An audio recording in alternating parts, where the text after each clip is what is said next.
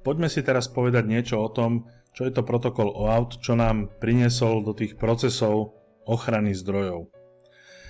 Takže je to protokol, to znamená súbor pravidel, ktoré nám umožňujú delegovať časť autority alebo teda vlastníckych používateľských práv toho majiteľa chráneného zdroja, to znamená nás, na klienta, na nejakú aplikáciu, kvôli tomu, aby tento klient mohol potom pristupovať na API chráneného zdroja v mene toho majiteľa, to znamená v mene nás.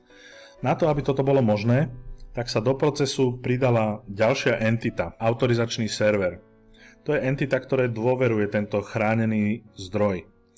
To, že mu dôveruje, to znamená, že keď ten autorizačný server vydá tie špeciálne jednorazové credentials, v OAuth protokole sa tomu hovorí access token. Token znamená doslova žetón. Takže ten autorizačný server mi vydá žetón a s tým potom chodí ten klient za tým chráneným zdrojom, v požiadavkách ho posiela a ten chránený zdroj tomu tokenu dôveruje. Pretože z neho si vie zistiť, kto ho vydal a zistí, že je to pre neho dôveryhodný zdroj. On má ten autorizačný server zaznačený v nejakom zozname dôveryhodných entít. Proces vydávania toho access tokenu je nasledovný. Tento diagram, ktorý teraz ukážem, neberte ako sekvenčný diagram, pretože v ňom nie je všetko. Je to len rámcovo spomenuté, ako to celé funguje. V budúcich videách si potom celý ten proces preberieme podrobnejšie. Toto je taký pohľad z výšky, aby sme pochopili, čo sa nám tu deje. Čiže vystupujú mi tu moje 4 entity, majiteľ, klient, autorizačný server a chránený zdroj. Takže ako prvé, klient požiada o autorizáciu. Na získanie tokenu najprv ten klient pošle vlastníka toho zdroja za autorizačným serverom, aby ho vlastník požiadal o autorizáciu tohto klienta. Vlastník sa autentifikuje na autorizačnom serveri, to znamená prihlási, dá mu svoje užívateľské meno, heslo a tak server zistí, kto to je a obvykle dostane na výber možnosť autorizovať toho klienta na nejaké akcie.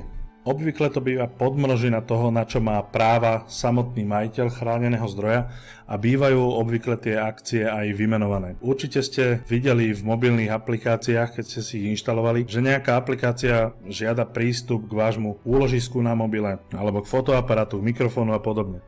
Tak toto je niečo obdobné. Ten autorizačný server sa môže autentifikovaného majiteľa chráneného zdroja opýtať na to, aký prístup pre klienta mu povolí. Napríklad pre ten náš príklad, či chce tlačiť dokument, alebo ho len čítať, alebo pridávať nové a tak ďalej. Čiže autorizačný server si vypýta od užívateľa rozsah činností, ktoré má na chránenom zdroji povoliť tomu klientovi. Ten rozsah tých povolených činností, povolených operácií sa nazýva scope. S týmto pojmom sa stretnete. Takže ako náhle oznámim autorizačnému serveru, čo všetko chcem povoliť robiť v tom chránenom úložisku tomuto klientovi, tomu sa hovorí, že som udelil autorizáciu. Authorization grant. Tak klient potom môže požiadať autorizačný server o access token. V skutočnosti sa tu dejú dve volania. Ja som to na tomto obrázku nenakreslil, lebo by sa to sem všetko nezmestilo. Najprv si totiž ten autorizačný server musí overiť, že ten klient je ten, za koho sa vydáva. Že tá aplikácia, ten klient, že je v jeho zozname jeho klientov. Tento proces si preberieme na budúce podrobnejšie.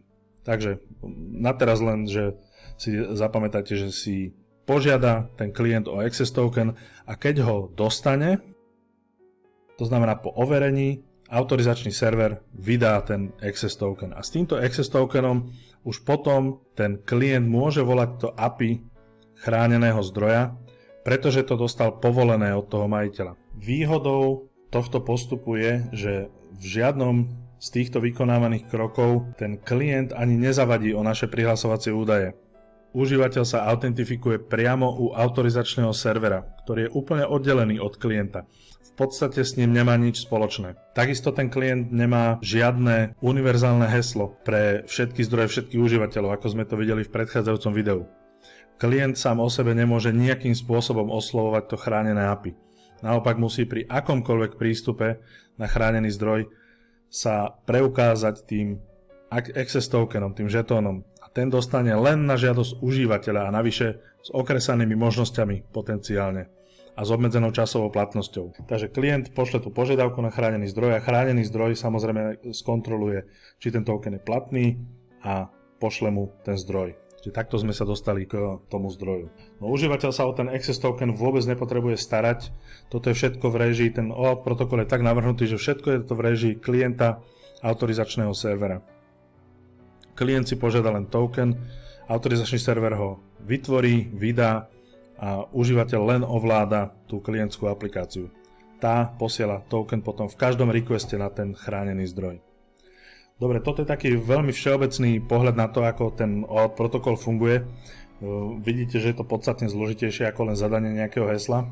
No ale toto sa považuje za bezpečný prístup. Takže v ďalšom priebehu kurzu sa na tento proces pozrieme podrobnejšie, takže ja sa v tejto chvíli lúčim. Ahojte.